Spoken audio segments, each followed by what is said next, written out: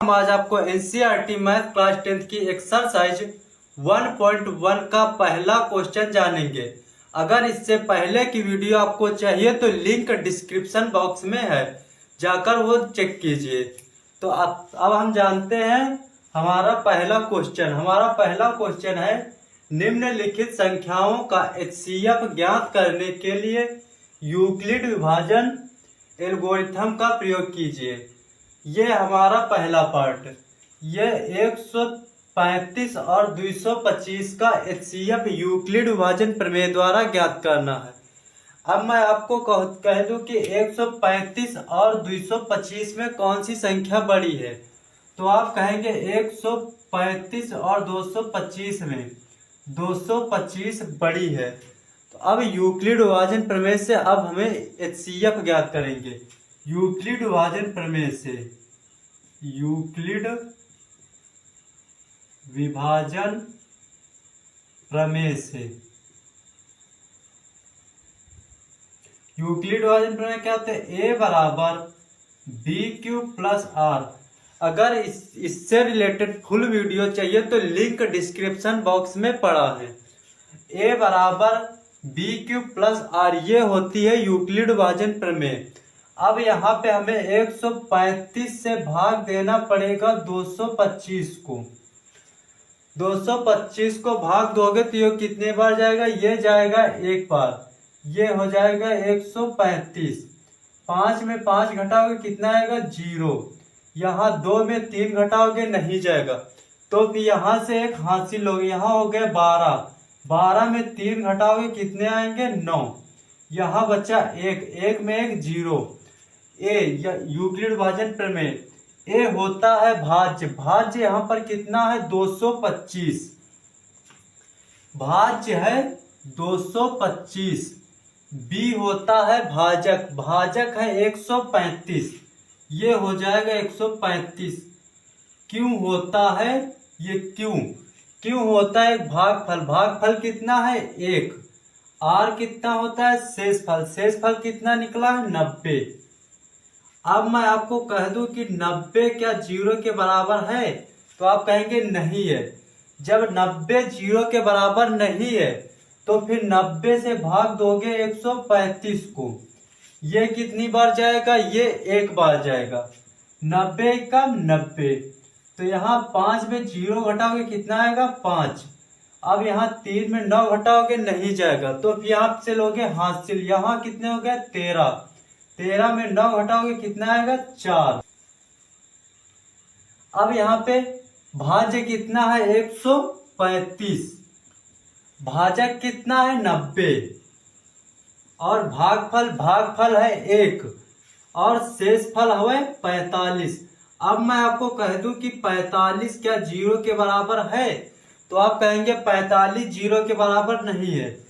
जब 45 0 के बराबर नहीं है तो 45 से भाग दो 90 को, ये कितनी बार जाएगा? ये जाएगा 2 बार। 45 दूना 90, ये आ गया 0। तो यहाँ पे भाज्य कितना है? 90। भाजक कितना है? 45।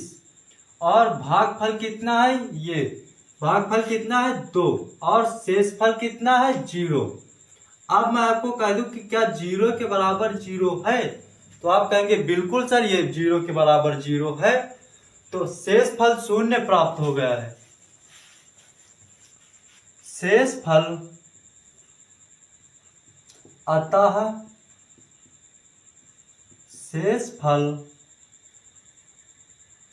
शेषफल 0 प्राप्त हो गया है। इसलिए इस प्रक्रिया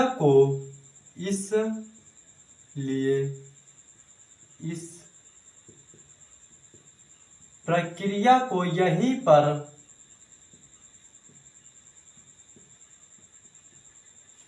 पर समाप्त करते हैं, और इस स्थिति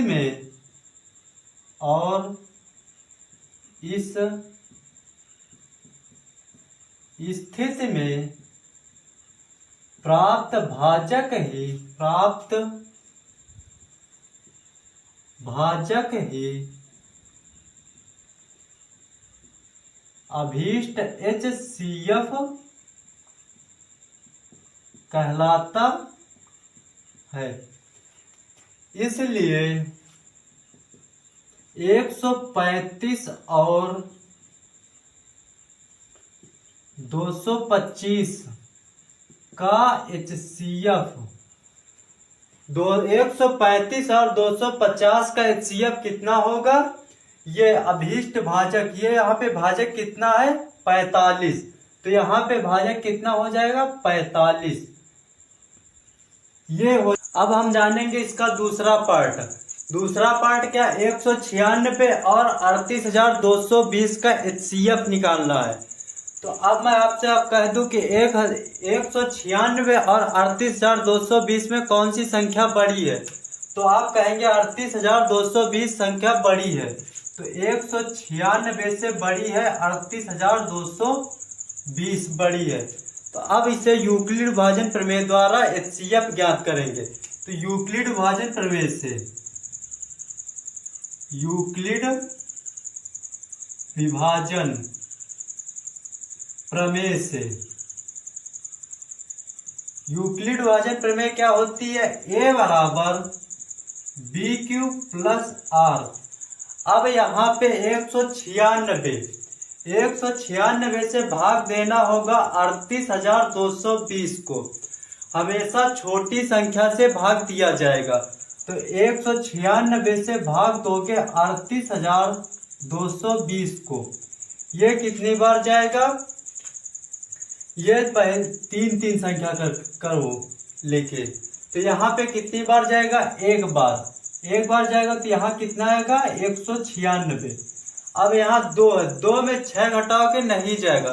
तो हासिल लोगे यहाँ कितने हो गए? 12 में 6 घटाओगे कितना आएगा? 6। अब यहाँ पे कितने बच्चे? 1।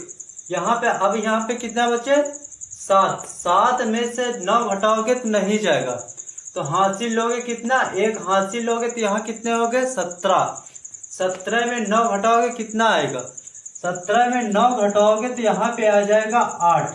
यहाँ कितने बचे? 2 में 1 घटाओगे तो कितना आएगा? 1। अब यहाँ पे 2 उतारो, ये वाला 2 यहाँ उतारोगे तो ये अब कै बार जाएगा? ये जाएगा 9 बार।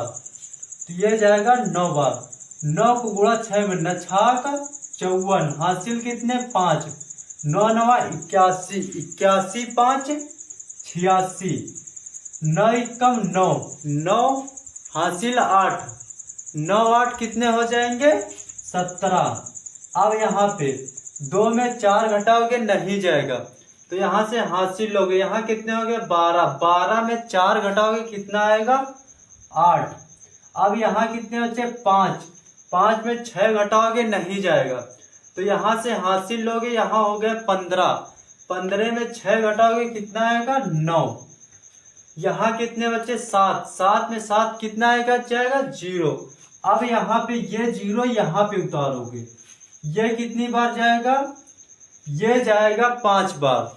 तो यहाँ 5 लिखते हैं। 5 6 का 30, 30 का 0, हासिल कितने? 30, हासिल कितने? 3। तो 5 9 45, 45 में हासिल 3 जोड़ोगे कितना आएगा? 48, 48 के 8, हासिल कितने? 4। तो 5 एकम 5, 5 4 9, ये हो गया 0। अब यहाँ पे ये क्या होता है? भाज्य। भाज्य यहाँ पे कितना है? 38,220। ये एक भाज्य है, 38,220 भाज्य है। बी क्या होता है? भाजक। भाजक कितना है? 196, 196 भाजक है। और क्यों क्या होता है? भागफल। भागफल कितना? 195। ये हो गया भागफल 195। आर क्या होता है? शेषफल। शेषफल कितना है? 0। अब मैं आपसे कह दूं कि एक 0 बराबर 0 के है, तो आप कहेंगे बिल्कुल सर 0 0 के बराबर है। तो इसलिए अतः शेषफल शून्य प्राप्त हो गया है, प्राप्त हो गया है। इसलिए इस प्रक्रिया को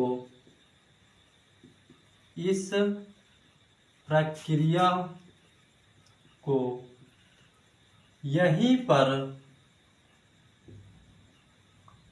समाप्त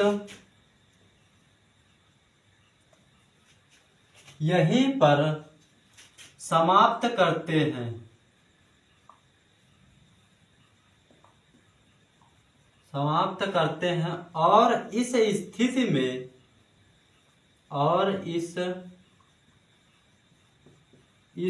में प्राप्त भाजक ही अभीष्ट HCF कहलाता है। अतः 196 और 38,220 का HCF कितना होगा? इसलिए 196 और 38,220 का HCF कितना होगा? का HCF 196। भाजक ही एक HCF होता है। ये सब आपको लिखना पड़ेगा, पेपर में नंबर इसी के मिलते हैं। ये क्वेश्चन तो सिर्फ एक खिलौना है, ये एक रफ कार्य करना है। अब हम जानेंगे इसका तीसरा पार्ट क्या है? 867 और 255 का HCF यूक्लिड भाजन प्रमेय द्वारा ज्ञात करना है। तो मैं आपसे कह दूं कि 867 और 225 में कौन सी संख्या बड़ी है? तो आप कहेंगे 867 255 से बड़ी है। तो अब इसे यूक्लिड भाजन प्रमेय द्वारा HCF ज्ञात करना। यूक्लिड भाजन प्रमेय क्या होती है? यूक्लिड विभाजन प्रमेय से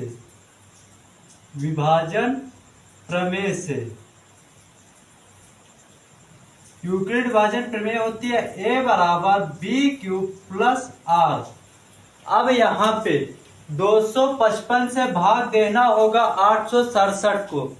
भाग हमेशा छोटी संख्या से बड़ी संख्या में दिया जाएगा। तो यहाँ पे 255 से भाग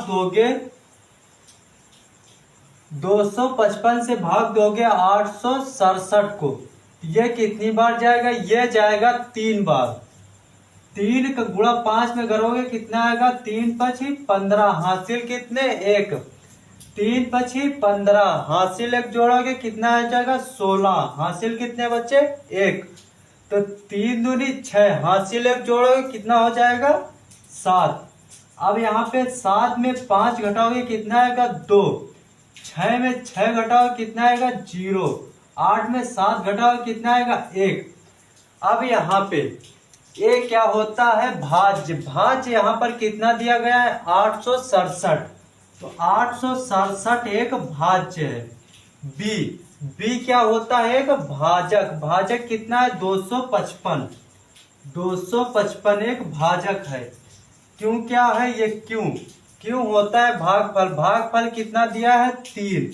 ये हो जाएगा 3। R क्या होता है? शेषफल कितना निकला है? 102। 102 होता है शेषफल।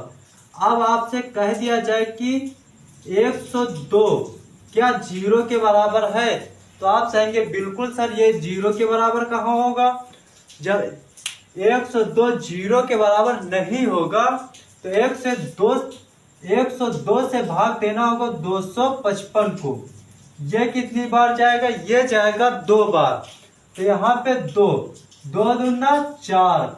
2 का 0 में गुणा करो कितना आएगा? 0। 2 × 2। अब यहाँ पे 5 में 4 घटाओगे कितना आएगा? 1। 5 में 0 घटाओगे कितना आएगा? 5। 2 में 2 0। अब यहाँ पे भाज्य कितना दिया है? 255। अब हमें ये वाला भाज्य नहीं लेना होगा, अब हमें ये वाला भाज्य लेना होगा।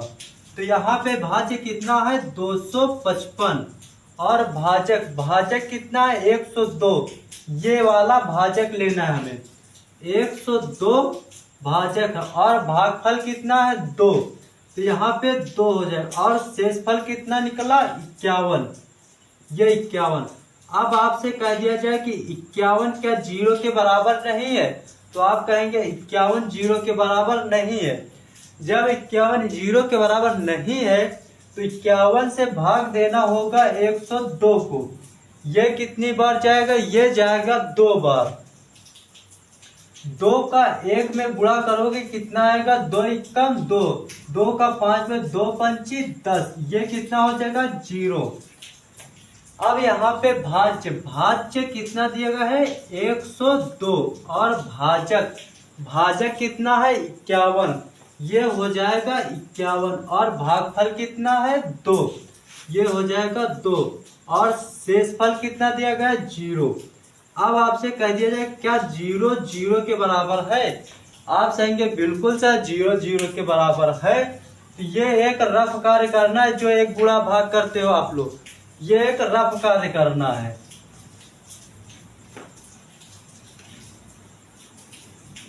अब यहाँ पे शेषफल 0 प्राप्त हो गया है, तो अतः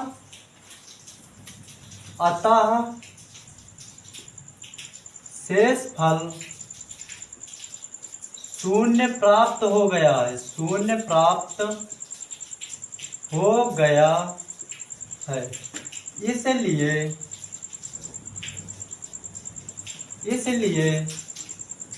इस प्रक्रिया को यहीं पर समाप्त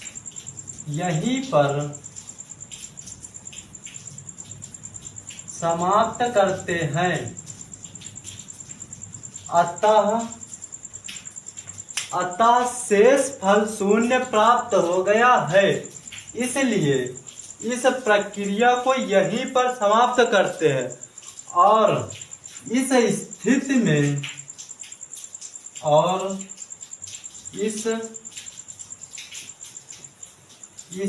में प्राप्त भाजक ही HCF कहलाता है। पेपर में ये तुम्हें लिखना पड़ेगा, क्योंकि मार्क्स आपको इसी के मिलते हैं, इसके नहीं। ये कैलकुलेशन के आपको नंबर नहीं दिए जाएंगे, नंबर दिए जाएंगे तो सिर्फ इसके। अब यहाँ पे 867 और 255 का HCF कितना निकला है, तो 867, इसलिए 867 और 255 का HCF यहाँ पे जो भाजक होगा वही HCF होगा। तो यहाँ पे भाजक कितना है 51, और ये हो जाएगा 867 और 255 का HCF कितना होगा 51। ये होता है हमारा क्वेश्चन नंबर 1 कंप्लीट। तो हमारा दूसरा नंबर क्वेश्चन क्या है, दर्शाइए कि कोई भी धनात्मक विषम पूर्णांक 6q+1 या फिर 6q+3 या 6q+5 के रूप का होता है, जहां q कोई पूर्णांक है। अब इसे हम हल करते हैं।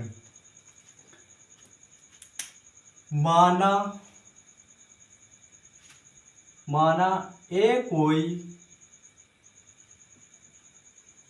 धनात्मक पूर्णांक है, माना a कोई धनात्मक पूर्णांक है, जहां b का मान हमें जितना यहाँ q के मल्टीपल में दिया होगा, q का मान हमें उतना ही लिया जाएगा। जैसे यहाँ q का मान यहाँ पे कितना दिया गया है, यहाँ q के मल्टीपल में यहाँ कितना दिया गया है 6, तो इसलिए b का मान यहाँ पे कितना होगा 6। अब यूक्लिड विभाजन प्रमेय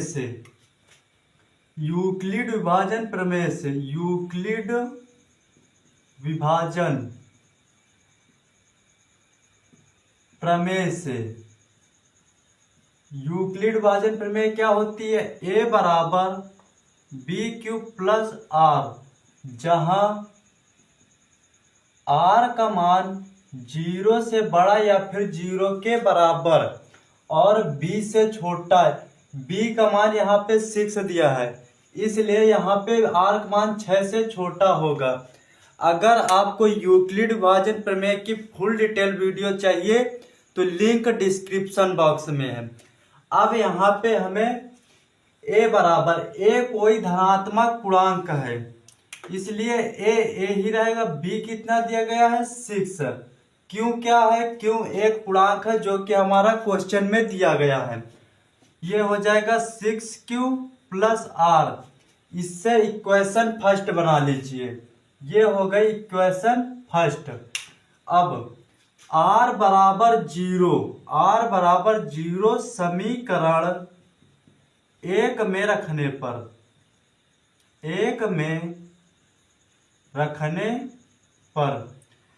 तो यहाँ पे हमें समीकरण एक में यहाँ पे हमें r की जगह पे 0 रखना है। तो a बराबर 6Q प्लस r की जगह पे हमें 0 रखना है, तो a बराबर 6Q हो जाएगा। r का मान हमें 6 से छोटा लेना है, यानी कि हमें r का मान 5 तक रखना है। तो r बराबर 1 समीकरण एक में रखने पर, अब यहाँ पे a बराबर 6Q प्लस r, समीकरण ये है 1, तो यहाँ r की जगह पे अपनी कितना रखना है? 1। ये हो गया 1। अब r बराबर 2 रखना है, r बराबर 2 समीकरण एक में रखने पर। अब यहाँ समीकरण एक में हमें r की जगह पे कितना रखना है? 2, तो a बराबर 6Q प्लस 2 हो गया। अब r बराबर 3 रखना है, r बराबर 3 समीकरण एक में रखने पर। अब यहाँ समीकरण एक में हमें r की जगह पे कितना रखना है? 3, तो ये यहाँ पे a बराबर 6Q प्लस 3। अब हम इसे साइड में हल करेंगे। अब r बराबर 4 समीकरण एक में रखने पर, तो यहाँ पे a बराबर 6Q प्लस 4 हो जाएगा। अब r बराबर 5 लेना है, तो r बराबर 5 समीकरण एक में रखने पर। अब समीकरण एक, ये हमारा समीकरण एक। अब यहाँ r की जगह पे हमें 5 रखना है, तो a बराबर 6Q प्लस 5। अतः प्रत्येक धनात्मक विषम पूर्णांक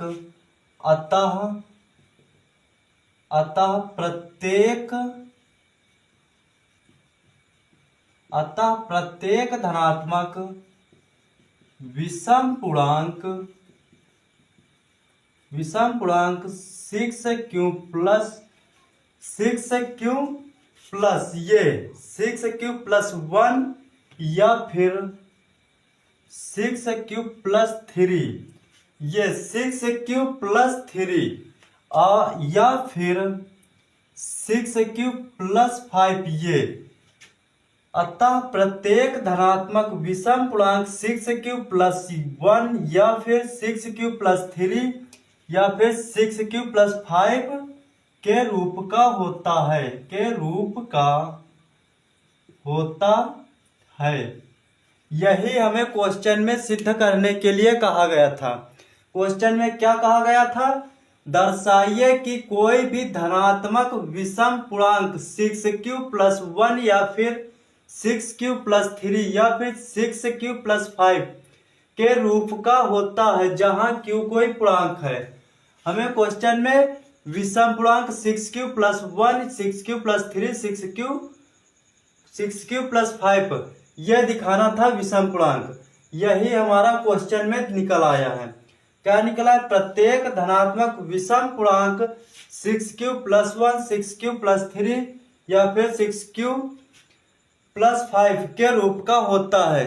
इसी तरह वीडियो पाने के लिए हमारे चैनल को लाइक, शेयर एंड सब्सक्राइब करना ना भूलें।